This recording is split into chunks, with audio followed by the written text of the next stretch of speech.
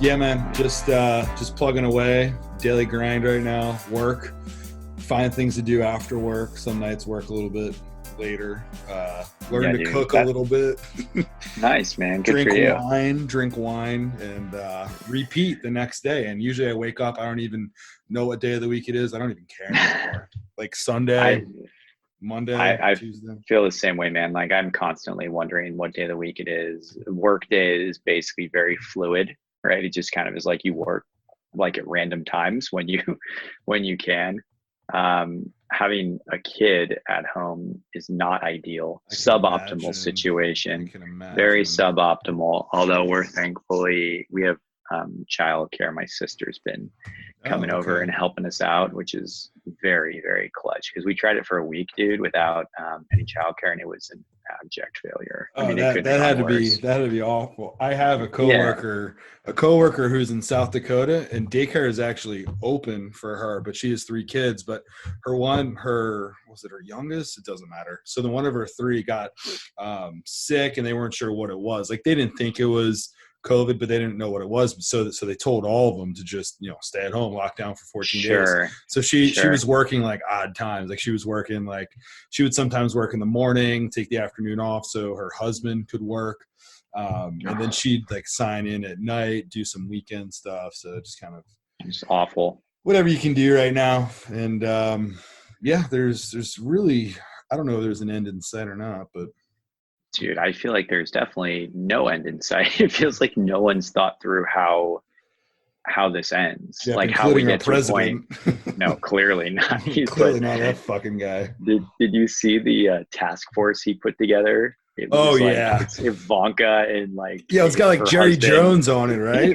Yeah, it's like it makes no sense. It's like can we get like maybe an economist, maybe a medical expert? Either of those would be an acceptable choice for being on this committee to reopen the economy. But it's like Ivanka. Thank God Ivanka is going to be able to get her opinion heard. I definitely respect her decision making when it comes to when to open the country post pandemic. Yeah. And what's interesting is that apparently at 6 Eastern, Trump's going to have a press conference, and there's new guidelines that are going to go into effect starting May 1st. It's going to be up to each individual state, and most governors are probably going to be like, yeah, you're a buffoon, and we're not going to open things up exactly. on May 1st. But I'm curious to see like some of these really Republican states that like don't have many cases, or don't like compared to like the big states and the big cities. Totally. I'm curious what they're going to do. Like, I wouldn't be shocked if some of these states, like some of these fucking right wing, like people from Indiana, if they're like, yeah, May 15th, you can go to restaurants, you can do whatever the fuck you want. Well, in some ways, right? Like, why not? Like, if like the whole point, right, of this entire policy, right, was to flatten the curve, to avoid our hospital systems being completely stressed, right, which just has obviously horrible ramifications. So if you're a state and you're kind of there, like you have a declining number of cases, like Tennessee, I think has had like declining daily cases for like a week now. Yes. And it's like a couple hundred a day. It's like why can't they go to restaurants in a couple weeks and just like tell people to practice, good social distancing? Like, honestly, like here, for example, like people still are going outside, obviously in much lesser numbers, and obviously they're not going to restaurants and no one's going to a concert or anything, but like everyone sort of like avoids like getting too close to each other. So like if you allowed people to like be outside more, I don't think anything changes. Like I don't think people are anxious to like go high five strangers at the moment, right? Even if you relax the restrictions, like people aren't going to just rush into like trying to be into crowded places. I totally agree. I don't know what movie theaters are going to do, man. Are like movie theaters going to disappear? I think they're fucked. So right? I was reading that AMC is basically like a month away from like having to declare bankruptcy. And you can basically like buy large, like out of the money calls or puts because maybe someone rescues them and pays more than what they're like trading at now, or you just fucking expect them to go to zero. But like Hertz, I heard, is in a real bad spot. Right. Hertz, they're in trouble. Who was the other one that was like, they're going to fucking declare bankruptcy like very soon? Someone missed a debt payment. I want to say it was Neiman Marcus or Nordstrom. I think it was Neiman Marcus missed something today. Oh, wow. So they're up shit's creek. I mean, a lot of these places, hotels are going to be up shit's creek. Like there's not enough money to bail everybody out. I mean, No, and the small business loans are already gone. Like that ran dude, out.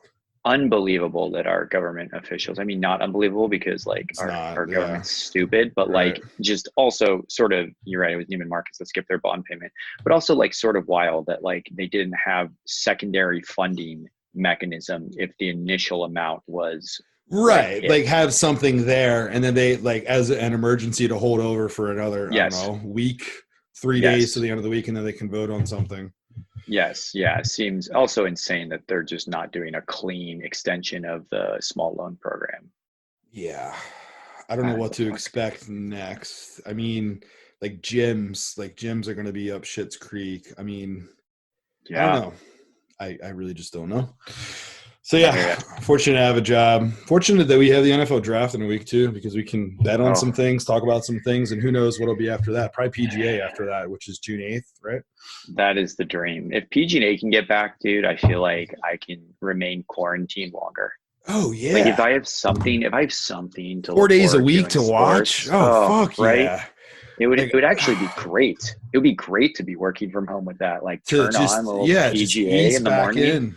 Yeah. Yes. Ease back in, because to be honest with you, like I don't want a situation where all the sports, like say that like everything's shut down and like everything starts back up, and I don't know what the date is, September, November, sometime next year. Like having everything at once, I won't be able to handle that. My mind and my head will explode, because I'm not going to be able to handle handicapping, looking at stats and numbers, and dealing with the excitement of having everything back and work. Like I'm not going to be able to do it. Like I'm just going to fucking combust. Yeah, I agree, man. So like basketball's done, right? They're not coming back this year, are they? I don't know. I don't see how they can unless they wait. Like I think the only way that they come back is if everything gets pushed back and like the NFL season doesn't start on time and the NBA just, does some type of bullshit tournament in like August on some college campus, and they test everybody, they take temperatures all the time. I have no idea. But I feel like Adam Silver, of all the people, him and Goodell would figure out something first. It's not going to be Gary Bettman of the NHL.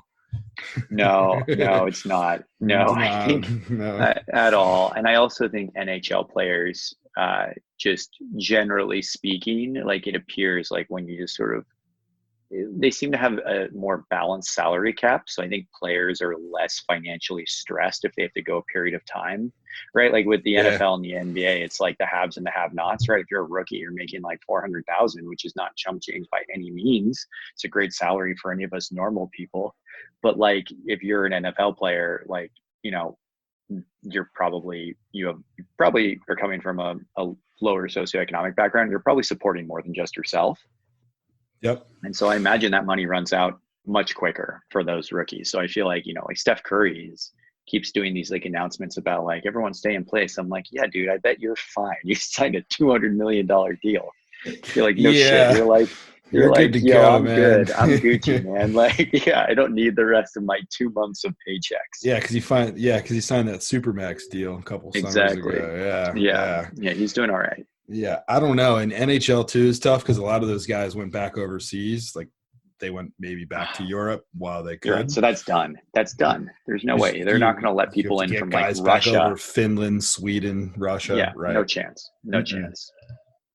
Probably not happening there. So, and we can talk about all this. I've been recording just in case we had limited time and I just needed to chunk things together. But I kind of think this has been like a fun conversation. I'll let you edit how you want. But I'm glad you were recording. Just kind of mix and match. But yeah. But do you want to talk about PGA? Do you want to talk about what do you want to talk about? I'm happy to talk about either.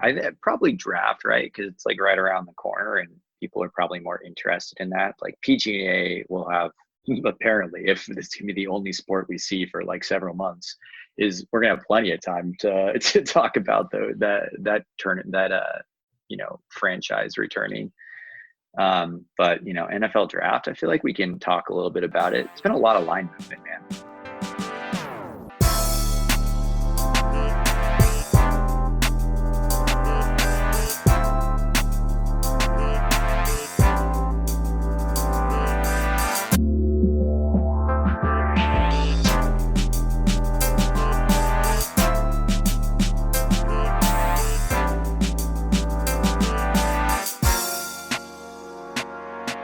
Yeah, let's do NFL draft. Let's definitely do Okay. NFL draft. I definitely need to do more research. I started digging in big time last night, Yeah. and I made a couple of bets. I'm going to pull up my bet sheet here, Oh but yeah, hit me with them. there's line movement going on. There's definitely line movement going on. What did I bet It, here? it just, things are moving so rapidly with juice. Like lines aren't moving in terms of like the actual nominal value, right? Like if it's over under 1.5, that's not moving, but the juice is just like insane. Yes. It's moving by like 100 to 200 points a day based on like the latest mock drafts. Yeah, I the one that I was going to take was over 5.5 wide receivers in the first round, and I'm still thinking about it. But the juice the other day was like minus 150. Now it's like up to minus 300, I think.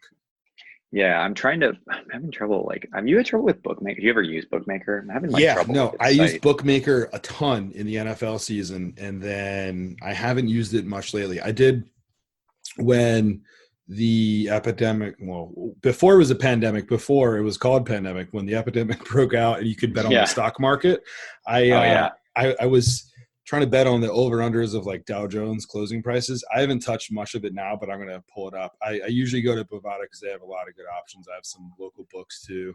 But Yeah, no, I was mostly yeah. just saying it because, like, for whatever reason, like, I'm having trouble loading it sportsbook for whatever reason on my actual laptops. But like, phone is fine. I don't really get why Hmm. that's happening. It might be a like a VosTrain family connectivity issue right now.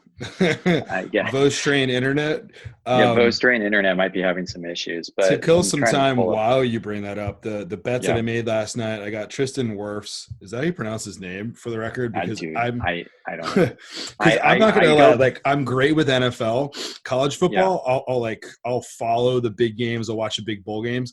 A lot of the names, I'm just like, yeah, like I know big players, like top 30 players probably. Sure. Like offensive tackles, like I No. don't fucking know. Dude, offensive Pronounce their tackles, name. even in like the real NFL, like I could probably get like 15, 16. And I follow the NFL very closely. Like it's sort of like, offensive line rankings. It's just Yeah, sort of like I a just look stat, at the unit. right? Yeah, Right. right. Yeah. Yeah. It's like, I mean, you got to be like a real like draft nerd to like And get like into not like have a knowing job like right now. ranking.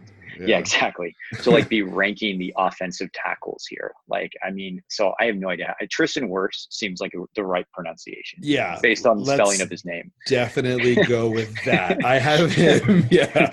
Like if he pronounces it something other than Wirfs, and more power to him. But I have him Yeah. first offensive lineman drafted in the Yeah, I draft like it. minus 125. A lot of mock There drafts seems to have him be, going number 4. So yep. some have him getting pushed down to like number 9. But I'm gonna take Yeah, my but chances there. well, I shared with you this like gem of a site that I found just a couple hours ago, which aggregates like 2,000 mock drafts. Oh, that's awesome. Yeah, I've been looking Um, at it. Yeah. and he is the highest ranked offensive tackle in terms of expected draft position. And like, it's not a big gap between him and like Mekhi Becton from Louisville, who's the next projected one to go, but there's much more of a gap between him and the second ranked offensive tackle, and then second ranked offensive tackle and like the third and fourth. So I think there is value there at minus 125.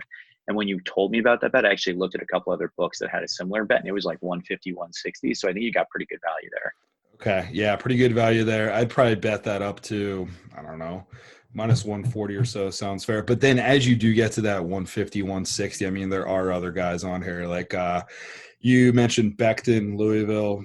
In some mock drafts, they have him going 8 and then Wirfs falling to 9. What's really funny about the draft though also is that there just has to be one dumbass pick, like one thing to go out of line, and it messes everything up. Oh, Like 100%. Yeah. everything up. No, the draft is so dumb to bet on, even though we're doing it. Because there's nothing else to bet on, dude, right? Yeah, Like it's just there's like, all right. nothing there's nothing to bet on, and like every single analyst has like their own sort of, they have different rules. So like some people will like project trades, and some people will just go assuming that each team picks from their spot. But as we know, there's like at least 3 to 4 trades in the first round every single year. So Oh like when yeah. you're projecting like the Lions to take, Okuda at number 3, like the Lions are in a great position to try to trade down and probably would, and they could still get Okuda.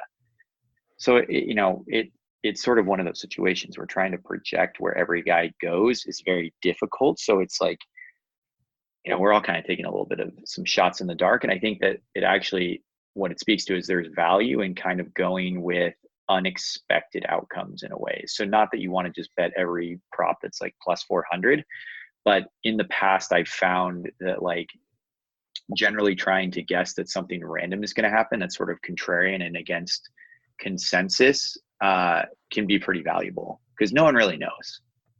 Really, no one knows. It's so hard to project and plot out trades. I mean, you could expect trades to happen. I'm sure people are going to get bored as they're doing their virtual drafts from their living room or from their Oh family man, room I would, as they have a desk behind a sofa like Gettleman, just make trades, just fire off trades because they're bored.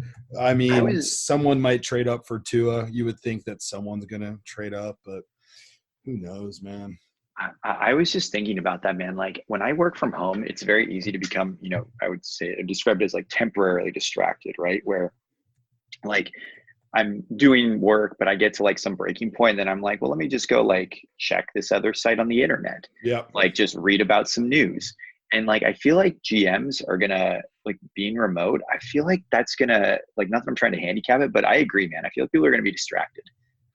Oh yeah, totally distracted. It's so easy these days between, if you have kids at home or if you get stir crazy. Like we've been inside Hmm. 5, 6. You probably started getting stay at home orders even before that, right? In San Fran, it's probably been 6, 7 weeks at this point now.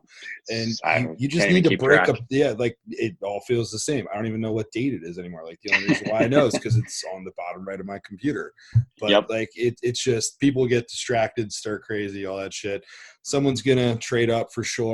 Another bet that I made was DeAndre Swift to go in the first round. I like this a little bit less as I'm looking at some mock drafts at minus 195. I'm fully prepared to fucking lose that bet now. He would be the first running back to be drafted, DeAndre Swift. He's definitely appears to be the top rated running back. I actually am sort of leaning the other way from you in that I think like in more recent mocks I've seen, he starts to keep slipping a little bit. I actually found a prop of total Georgia players drafted in the first round of over under 1.5, and it's basically a DeAndre Swift prop because Yeah, yeah, it Andrew is. Thomas, the offensive tackle, is going to go in the first round, maybe top 10, if not very close to that. And then it's really like, will DeAndre Swift be a first round pick? And it's plus 127 on the under. So I was just like, this, sort of similar thinking and just sort of like, it seems like he seems to be slipping a little bit. So I'll take the plus money and just hope that that comes through. It doesn't really look like, Isaiah Wilson is the next Georgia player I see sort of as a consensus pick, but he's like number 47 on average. Probably not a lot of risk of him, climbing all the way to the top 32. Yeah, I'm not gonna lie. I fucking hate this bet that I made now. Like, I'm pretty sure that I made it at like 11:30 at night. It's about the time that I fall asleep. I had a few glasses of wine last night because that's like the evening activity right now. Although I didn't have any 100%. alcohol Monday and Tuesday. Didn't have any alcohol at all. But last night, had a new shipment come in from what did my wife order from? Some winery up in the Finger Lakes. I'm going to butcher the name, and I don't know the name off the top of my head. It begins with an L, but it came, and some new Pinot Noir came. Opened it up, made some bets. This Swift bet I don't like as much. I side with you. Take the plus money on that one because you would basically be betting on that over under 1.5. If you go under, you're saying that Swift falls to the second round, and we know that running backs.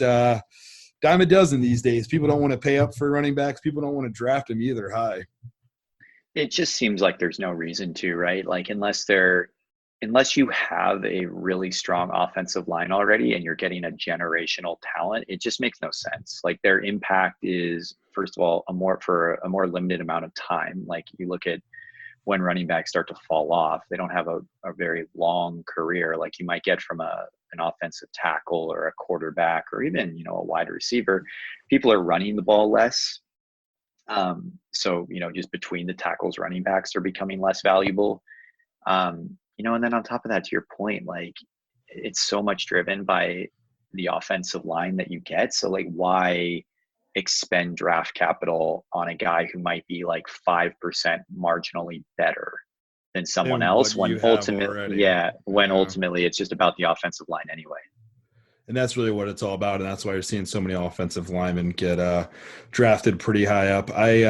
There's so many bets. I'm trying to sort through them here. You can definitely bet on will there be more offensive players or defensive players taken in the first round. Offensive players, the juice has been going up on that quite a bit. I'm trying to find it right now. I would scroll Yeah, into a different site, so I pulled I up a saw different line. Yeah, I saw that as well. I forget what it was, but yeah, it's been moving very strongly in the offensive section.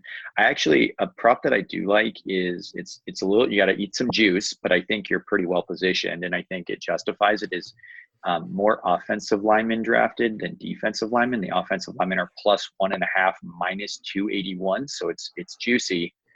Um, but you're kind of like you're looking at it. There's a huge number of just tackles that are going to go in the first round. Like there's a lot. Yeah. I'm calculating. I think I counted 5 on average that are like firmly in the first round, and then you have a couple. You have like Austin Jackson from USC, who's on average being projected to go between 28th and 29th overall. So you're looking at just 6 tackles. You got that center from Michigan, Cesar Ruiz, who has like a first round grade on him.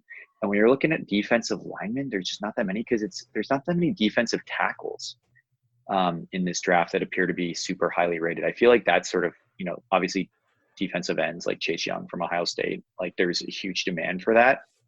I feel like defensive tackles usually, kind of, fill the void and make them more competitive with the total offensive linemen drafted. But I'm just not seeing a lot that appear to be, at risk of going in the first round. Like, I think I count 2 defensive tackles that are being projected inside the top 32. And the next one is Ross Blacklock, whoever he is at TCU at 37. So, Yeah, like maybe he sneaks into the first round, probably not.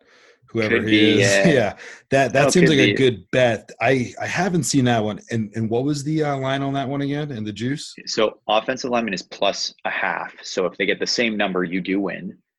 And it's -281. Okay. Okay. I saw something yesterday and I'm trying to search for it now. It was total offensive lineman drafted in the first round. It was over under 5.5. It had some juice to the over.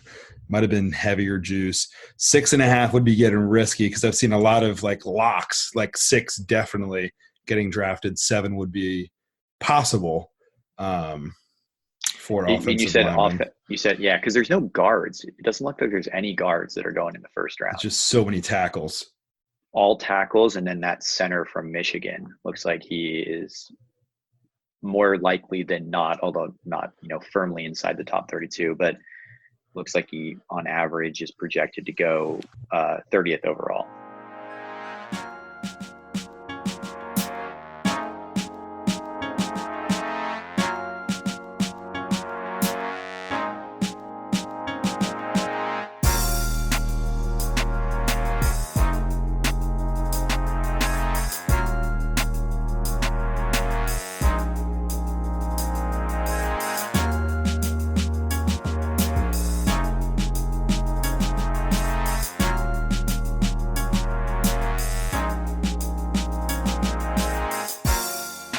It's amazing how much time and analysis we're spending on the draft. Probably more time than I've spent breaking down, and it's still 7 days away. Like I'm usually going into like NHL playoffs, baseball Totally. gets started. I'm getting into that. Some like NBA playoffs, and now just NFL draft. Like I'll usually make like 1, 2, 3 bets on the draft. This year I'm just going hog wild. Like I wouldn't be shocked if I end up with like 10 separate bets. Oh yeah, no, for sure. I'm definitely I'm over my skis when it comes to NFL draft betting because I haven't. I mean, in some ways, it makes no sense because I'm definitely not like a draft guru. I can just basically reading sort of a site that's aggregated all the mock drafts and sort Yeah, of assuming same. that that's sort of better that consensus can provide some value, which it very well might.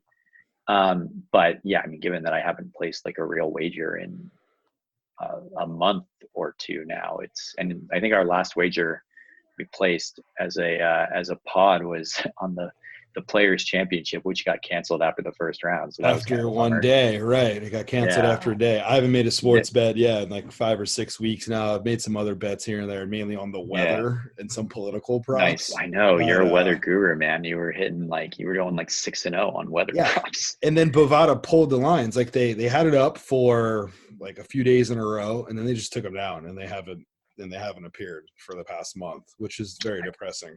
You shut them down, man. They couldn't handle your sharp weather action. But the max bet was $60. I was like, come on. Like you're 6-0 was cool, like $60 each, but I'm definitely not bankrupting them for sure. Yeah. Some of the prices of these prop bets for the draft are definitely moving around. Like Henry Ruggs, I don't even recall seeing him last night, but over under 13.5 is the it's a good number right now. It's a good number on him. Yeah, it really is. I mean, I've seen the earliest that I've seen a wide receiver in mock drafts going so far is like 11-ish, and that might be if someone trades up. It's been around 12 though for the Raiders, because the Raiders apparently are definitely taking one. Yeah, it's the Raiders. Al Davis passes away, but can't change the Raiders. No. Can't change Tiger Stripes. They're still going to go with Jerry Jeudy, in all likelihood, a super fast wide receiver, because that's what the Raiders do. Should we bet Jerry Jeudy as first wide receiver drafted? It looks like that's the consensus. Even? But yeah, I saw even earlier today. A couple weeks ago, you could have gotten different prices. But like you said, the Raiders' mindset is there, unless the Jets, and I could be mistaken, but the Jets may trade up and take someone else. Like they might take a Ruggs or I saw a Football Outsiders article the other day about how CD Lamb is the most explosive wide receiver in the draft. They did but that's the name that I was searching for there, and I couldn't think of it off the top of my head. CD Lamb. Yeah, CD Lamb. And people who are big college people might be laughing at us right now, but I'll tell you what, man, I watch college football, like I said, but some of the names escape me because there's just so many names that I've looked at in the past day also. But CD Lamb, like some people think that he is the most talented and should be the one that's taken. Yeah, and like I don't watch a ton of college football anymore because you basically, like, I think it's hard to be like a real adult and be huge into college football and the NFL. Like I just don't think you have time to like take up the entire weekend just watching football. So I choose NFL, obviously. Yep. But I did watch, when I did watch college and I saw Oklahoma play, like CD Lamb is insane. I mean, so is awesome. Jerry Jeudy. I mean, Jerry Judy's wild as well, but like CD Lamb is a beast. Like, so when I read that article from Football Outsiders, I was like, yeah, this sort of aligns with my, very amateur eye test of what I saw when I saw him play, because he's an animal out there. He certainly is an animal. Yeah, just kind of a first pass of what we're looking for here. And I'll definitely fine tune this. Like I don't have much else to do on the weekend, so I'll be combing through all these lines and props, and I'll probably know all these guys inside and out and all the mock drafts. But like come Sunday evening, I'm going to be on point. Jerry Jeudy, totally. I've got even money. CD Lamb plus 130, Ruggs plus 225. So if anybody feels that Ruggs is going to be the first to go, plus 225, if you think someone trades up and picks on sportsbook.ag, which I don't recommend anyone bets on because they basically don't pay you out. Yeah, it's been a while for me. I just pulled them up because I just wanted to see what those assholes were up to, and they have Ruggs at plus 350. Which is pretty intriguing because I'm seeing on average Jeudy at 12, Lamb at 13, Ruggs at 14. So one after the other is what I saw quite a bit last night. 3 in a row. So all it takes, I mean, a plus 350 with that narrow a gap, like, I don't know, probably worth it. Then again, it's sportsbook.ag, so it's absolutely not worth it because they will never pay you out. Because they're 100% not going to fucking pay you out. It's probably going to end up being Jerry Jeudy. I've heard more and more about him in the past, I want to say 24 hours. Like I'll call it 48, but it's been 24 hours. Like Jeudy. Raiders, obsessed with speed, Jerry Jeudy, number 12.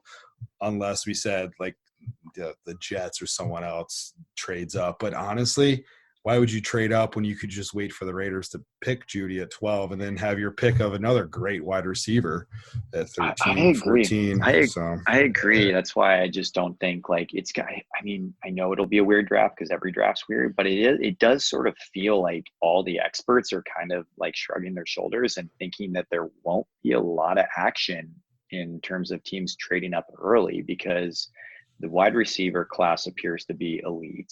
The offensive tackle class appears to be all ranked relatively similarly. So like, why give up draft capital to move up when you can just wait for, whoever is left for you when you do draft? Or agreed. even, I'm sure there'll be people trying to trade down, but you need a dance partner, obviously. Certainly do need a dance partner. We'll probably see some activity late round. Like I know that the Eagles and Patriots are always moving and shaking late round, in the 20s. Oh, of course. Like someone may move up from 24 to 21 or at 21 and say, hey, the guy that we're targeting, we can actually wait until 24, 25 and get some more capital. And the only trade that could happen, I think, in the top 5, top 3 or 4 really is trading up for Tua. And that's going to be the question. And I'll cover that, I think, a little bit more as we get down to the nitty gritty as a few days before the draft. But the whole Tua thing I think is going to be the biggest conversation in terms of like, who's going to go number 1 and 2, but then what happens after that? Do the Dolphins go for Tua? Do the Chargers trade up? And if they trade up, are they even taking Tua? Like, are they taking Justin Herbert? Yeah. Do you think there's any chance that, because I was just thinking like we were having a conversation on the text chain about like, the Raiders and Jags are potentially sort of 2 wild cards who likely are staying put, but right, if they both kind of need quarterbacks, unless you believe that Gardner Minshew is the long-term answer. And I feel like he kind of got solved a little bit as the year went on. Like I wonder, I'm seeing Raiders to draft Tua as plus 2,000, so 20 to 1. I don't think that it happens, but that's interesting to me because they are a team I could see doing something kind of wild to jump into the top 5 and grab Tua if he's there. I don't know if they jump all the way to 3, but if they get to maybe 4, the Giants, I think, might be willing to trade down. Maybe the Raiders jump up, give up a lot of draft capital, move up 8 spots and get Tua or Herbert, who I'm now hearing a lot more buzz about in terms of potentially going in front of Tua, which I'm not a big college guy again, but that seems insane to me, just given their resumes. Yeah, that's what I was about to say. Like the other thing that I've heard a lot more about in the last 24 hours is Tua like not going as the second quarterback and Herbert, someone trading up and then drafting him. We're going to see how that plays out. Tua is awesome. It's just about his injury status and, he's probably going to get injured before, quarantine even ends. So, that's something to consider. But I agree with you. Raiders at plus 2,000, first year in Vegas. Who knows if they're going to be playing in home stadiums, but Vegas might be one of those places that they just, keep people out on the West Coast and they just play in a few different stadiums and rotate with no fans. Who knows? But I think that they might want to make a splash. And what better splash in your first year in Vegas than to go and get Tua, trade up. That's what I think, right? Like, I mean, John Gruden didn't come back to like rebuild with trading back a bunch and like just building a roster from the ground up for like 10 years. Like I know he signed a 10-year contract, but like there's no way that guy gave up his cushy life on Monday Night Football making whatever it was, millions of dollars a good year. Amount, right? To 10 like million maybe? More? Yeah, to like probably. I mean, Romo's making like 15 now, so it's if insane. Gruden was making 10, crazy, I'd be like, yeah. That is, I mean, it's a whole separate issue, but like, I'm a big believer that like paying announcers is like the worst use of money. Like I generally don't care about the announcers, and even so much money. when they suck, like I actually find it very enjoyable because we all get to make fun of them. Oh, it's hilarious. Like Jason Witten. Oh, it's fucking hilarious. Or like Booger, right? We all laugh at Booger saying that like saying the dumbest things about in-game strategy, and it doesn't like make me want to watch football less. I don't ever watch a game because of an announcer. Sometimes it makes me want to watch it more, like some terrible Monday night game, because ESPN doesn't secure the best slate of games. I heard that that might be changing in future years, but they don't have the best slate. So if you got like Steelers, Bengals on a Monday night, that definitely happened this past year. I mean, just hearing Booger make an ass out of himself is awesome. Just saying things like, oh, like, you know, they're going to want to make sure they work the middle of the field with like 15 seconds left in the half and no timeouts. Like, that's just like Booger being Booger. And I always thought it was hilarious. So like, I'm paying Romo that much money is dumb, but I mean, we're off topic, but I mean, I think that like the Raiders are a team where like John Gruden definitely knows that Derek Carr is not taking him to a Super Bowl. Like he seems to understand that. And so like, why not? He's making $10 million a year as a head coach. He wants to win now. He's going to a new city. I mean, that would be electric for the city if Tua comes in as the first quarterback they see whenever they get to go back to the stadiums. So I mean, I don't think it's worth a large investment. It's definitely a speculative punt, but like for 20-1, like I'm gonna put a little bit on it. Yeah, I mean, we're not betting on much right now in the general public. You know, if you're still working, great. Even if you're not working, take some of that stimulus check. There you go. Put $30 on this, put $20 on it. You know, if it happens, you know, you hit 400 and then you have even more of a stimulus. And if you 100%. Don't hit it, then don't blame us for telling you to bet it. But it's something fun to cheer for too. So agreed. So. I also saw one that I was interested in. Will the Lions trade the third overall pick? And it's -110 in both directions. Ooh, interesting. I feel like I feel like the answer should be yes. I think it's just a matter of whether anyone wants to trade with them, right? I mean, they're 100% willing to drop down. I don't think that they're trying to stand pat for a cornerback. I think they'd be happy to take probably one of many players by trading down and getting some draft capital. But that's an interesting one that I think we should monitor as we get more information coming in, because if we start hearing teams are going to be trying to trade up for one of the other two quarterbacks, I mean, that's an obvious choice for the Lions to try to, you know, consummate a deal there. 100% agree. That's on Bookmaker also, that Lions bet? No, this one was on, where am I? Like Bet Online. Yeah, because I didn't see that on Bovada, didn't see that on my local. I haven't combed through FanDuel's props yet, which I know you don't have that out there, but they're going to have some Bet Online. I don't think I've used Bet Online. I have an account. Like I have accounts all over the place just to look at lines, but I never funded Bet Online. It was between Bookmaker and Bet Online for NFL last year, and then I went the Bookmaker route for the NFL season. So, okay. Yeah, no, it makes sense. Bookmaker is a reputable book. I always recommend betting it if you're going to go offshore over our other options, because they're just reliable and they'll actually pay you out, but they don't always offer some of the same quantity of props that you can find at some of the other books like Bovada and Bet Online and Five Dimes. Five Dimes I had way back in the day, and I haven't used it. They've probably closed my account by now. This is back like college, I want to say, like 07. Yeah, Five Dimes is huge. Yeah. Like Five Dimes and sportsbook.ag where I oh my god, sportsbook like you said would just take for fucking ever to pay. So long. It's been a while. It's probably been 5 years since I've requested a payment. Oh, I had a few I don't have money in there that I had forgotten about. So it's probably been there for years. So, you know, good. Try to lose it at this point. just bet on that Raiders bet if they have it for trading up, and who cares if the odds suck, even if it's plus 1,000. Yeah, put $100 just knowing that you're going to lose. And if you don't, maybe they'll send you a check from Quebec. I think was the latest one that I got from them back in like 2013. Yeah, now they're fully in crypto, so you have to transact with them in crypto, which I kind of like. I have crypto. I like crypto. Yeah, I like the option. I would prefer it were to the only option. Definitely. Yeah.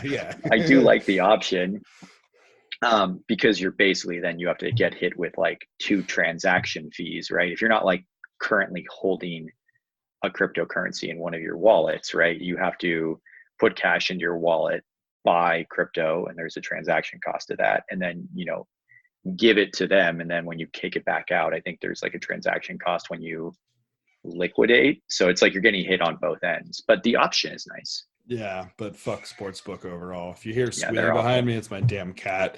Um, last thing, because I know that you wanted to get into a Super Bowl futures prop that Oh, you think yes. has some awesome value. So I'll just yield the floor to you because I like the thought.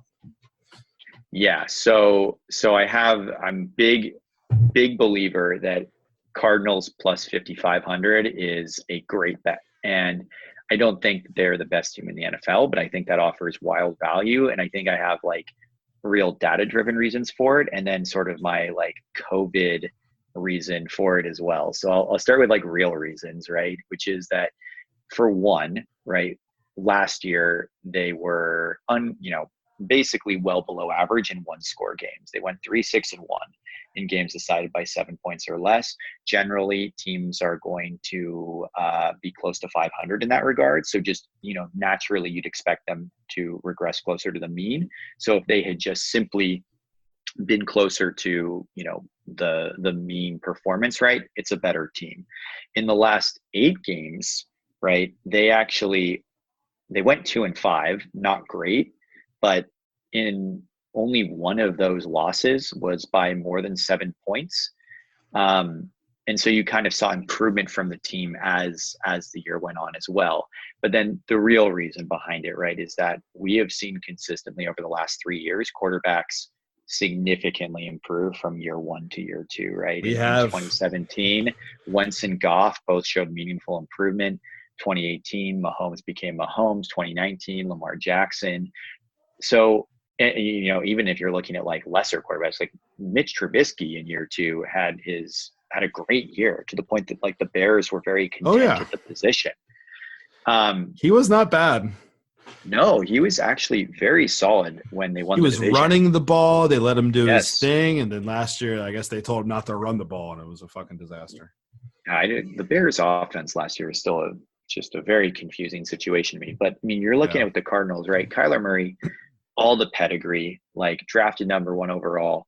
Last year, he was, middle of the pack when you looked at like QBR and yards per attempt. And that was his rookie year, played a full season. Like, I am very confident you're going to see a significant step up in his play this year. And that's even, before you consider the fact that they've just added one of the best 2 or 3 receivers in football in DeAndre Hopkins. Yeah, So, I we mean, cannot forget about that. I think that Kyler Murray, he did win Rookie of the Year, right? Because it was between him and Jacobs on the Raiders. I I want think to say. so. Yeah, I know Yeah, Jacobs didn't win because I had Jacobs across all my fantasy teams since I yeah. just like sort of just kind of followed what was going on. So it must have been Kyler Murray. Yeah, because I remember looking at it and regretting not betting it because Jacobs was like minus 150 for the longest time. And I think he even got up to like minus 300. You could have gotten a pretty good price on Kyler. I'm not going to pretend to remember what that price was, but I'm pretty sure that he won it. He looks pretty good. I mean, this guy is electric. I mean, he sometimes Yes. does things that I'm not going to say it looks like Patrick Mahomes, but if there's a guy that's close enough to that, throwing sidearm, just extending Yep. plays, he does it. They improved throughout the year. And then that Hopkins trade because Bill O'Brien doesn't know how to be a GM, they now have DeAndre Oh Hopkins, man. which is awesome. And Fitzgerald is still going, he's Yeah, and they also have still Christian going. Kirk. Christian Kirk Don't forget about had Kirk. some Yep. he had some real moments because he was a rookie last year. He had some real moments where he was awesome. And you have to think he improves as well. Like I think they're going to have one of the best receiving cores just in the NFL. Like Fitzgerald clearly is never going to fall off. He's going to catch 70, 80 balls a year for the rest of his life. Like that has been abundantly clear just based on the fact that he has shown no meaningful decline at any point. Yep. And then also the Cardinals kind of have a sneaky soft schedule, right? So they play the AFC East this year, right? Without Brady and with a Bills team that I think most people think will regress a little bit. I mean, you're basically Yes. looking at like Yes. 4 middle of the road to bad teams. Um, and their home games, one of them is with Buffalo. So what arguably may be the toughest game they have in that sort of cross division or cross conference schedule will be at home. And then they play the AFC East, right? So the Cowboys and Eagles, that's tough. But Eagles is at home, and then you get the Giants and the Skins, right, who are 2 winnable games. And then their extra games are with the Lions and the Panthers because they had to Wow. play Okay. So it's a schedule that could open up to like 10, 11 wins. And then you couple that with the fact that in their division, right, you got the Niners, who obviously were incredible last year, but also were very fortunate when it came to health. That may not repeat itself. The Seahawks were honestly one of the biggest, like, fraudy good teams I think I've witnessed in recent years. Like Ever. they won every game. They Ever. won every game in like Packers and miraculous. Seahawks, two of the biggest Yes, fraud teams I've yes. seen in so long. Totally agree with you. Agreed completely. Yeah, Yep, the yep. Packers and Seahawks, how they kept winning games is beyond me. Every time I would like look at scores, like in the middle of the day, they'd be losing by 10 and then miraculously would win on the last second field goal. I'm like, this doesn't feel real. And Yeah, they were not. just Both those continue games to were garbage. lose the yards per play battle, just look ugly, and I don't know, Yeah. man. Yeah. And then, the Rams have talent, but like they've started to run into salary cap issues. They've had to lose some players, and Jared Goff is their Yep. quarterback. And last year, he did not demonstrate Nope. that he has the ability to carry that team. So I think you're looking in a situation where like it is a tough division. The Niners are very good, and perhaps that prevents them from winning the division. But I think it could be a 10 or 11 win team, and you get in the playoffs with a 55-1 squad and someone who's as electric as Kyler Murray. Like, I'll take my chances with that. I will And then definitely take my chances with that. Yeah. And then from just a COVID standpoint, like California governor has basically said, don't expect fans to be allowed in stadiums until November. Now, I think, prognosticating what happens with this virus this far out is just silly. And that statement obviously is just outrageous to make at this point in time. But like, let's say they take a super conservative tact when it comes to allowing people back in the stadium. Sure. I don't think Arizona is going to take the same tack to what we were talking about, sort of that like red blue state dichotomy. Arizona might get to continue to play home games, and they might get to play against like both California teams and the Seattle team on essentially neutral sites without fans. Yes, I think that is a great point. And like you said, we can't really predict what's going to happen. Like we don't know exactly like who will allow fans not. I think what's going to happen is that we're not going to have fans. But if there's some miraculous cure, maybe everything goes back to normal. I will take it a step further, and I don't even know, like, depending on the situation, I don't even know if they're going to like have home games, away games. Like, I think that to a certain extent, you might just want to put teams in a certain part of the country and just kind of rotate. Like, you play in some Sure. domes. Like, I don't know if that's Indianapolis. I would say Detroit, but they have had one of the worst outbreaks so far. So not Detroit, Yeah. but like maybe Arizona is that. Like, you're playing in a dome there. Maybe it's in Vegas, or they utilize some area in the center of the country where they can play a little bit in some NFL stadiums without fans, as well as with some college fields also, because I don't think college football happens to the extent that we've had before. Like, maybe you'll get something late season and it's only like power conferences that start up. But to have kids going back to campus is another conversation for another day. I'm sure we'll discuss, but I don't think that happens. So I think that really could play out well, because if you have this team, say that they have these neutral fields and they're playing in a dome, this team should be an electric offense, and they can just sling the ball, move it. This could be a team that can put up 40, 42 points any given Sunday, especially considering there's no fans, crowd noise, and there might not be many road games. Road games with crowd noise. I think it's a great point. And look, their defense is not great. And that is without a doubt the greatest weakness of this. That's why they need to put up 40, 42 points a week. Exactly. 42, 39 finals. Yep. But like, they do have high draft picks in this draft. They're going to have I think they have the 8th overall pick. So, we'll see where they go there. They may go tackle, which is totally fine with me, because you kind of saw with the Chiefs, like, protect Kyler. If you just like keep playing to your strengths and just say like, we'll try to be middle of the pack. Like, the Chiefs won the Super Bowl without an elite defense, right? Like, if your offense, and I'm not saying that the Cardinals are going to be the Chiefs necessarily next year, but if your offense can be electric enough, like, it's hard to score points even against a middle of the road defense, like enough points. So like, you can get into a situation where you can win games, 38-28. And that is like a legitimate way to win a Super Bowl. So, at 55-1, I'm not saying it's definitely going to happen, but I think it is a very sneaky value. And I would not be remotely surprised if we're talking in, December and the Cardinals are like right there for winning the NFC West. And if they win the West, look, I mean, you get a home game, you basically got to win 2 games to get to the Super Bowl. 2 games, and who knows if they even have fans in them. It might definitely be like the playoffs might definitely be in neutral fields, in domes, and that'll play to their strengths very well. No crowd noise. You can just let it fling around with that offense. Do you know what their 100%. odds are for the NFC West to win the NFC West offhand? Yeah, they're like plus 900, which I also very much like. I'd bet that. I might sprinkle a little bit on both. I mean, there's nothing Yep. else really to bet on right now. Sprinkle it on both. I think you made very good points. It's a good value play. And if nothing else, I mean, if they're showing promise, you could always hedge your bets. You could always, sell that sucker on prop swap if you don't want to carry it the full way through. But I typically carry it the full way through, and then you could always hedge against it late season. You could bet against those teams. I mean, I would hold that until the playoffs at least. And if they don't make the playoffs, fuck it. If they do make the playoffs, there's plenty of hedging opportunities. So yeah, if they don't, it's 55-1. Hopefully, you're not betting like a full unit on it at those. Hopefully, you're not betting the whole stimulus check on it. Yeah, exactly. For those who are fortunate enough to have the stimulus checks coming into their accounts, hopefully you're not, firing away the whole stimulus on dumbass Cardinals bets. But it's not certainly dumbass. Not futures. Yeah. yeah. Certainly not futures that you're not going to get paid on for a while. That's probably not the best way to use like funds you imminently or need. Yeah, exactly. But $20 to win a grand, sign me up. Yeah, right. I'm in on that. I'm in on that all day. That's exactly what I did. I threw $20 on it. I'll kind of like see how the draft goes, see what Arizona does. Like maybe I'll get really excited if they, have a great draft and throw some more on it. Agreed. Speaking of excited, I'm really excited about the draft. We'll definitely do this again soon. I know that it's still 7 days away, but compared to what we've been through in the past 5-6 weeks here, I'll wait those 7 days, do my my analysis, my number crunching and research for this draft. It's going to be 3 days of glory. And then hopefully after that, we have some more color in terms of more leagues coming back, PGA.